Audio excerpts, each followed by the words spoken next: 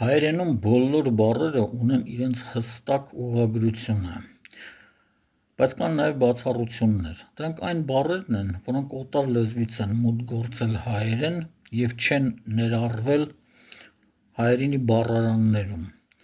Այդ բառերը համեմատաբար ազատ են գրվում։ Այդ բառերից է դիլետանտ բառը, որը ռուսերենում և այլ լեզուներում գրվում է դիլետանտ, բայց հայերենում կարելի է նաև հանդիպել դելիտանտ տարբերակը։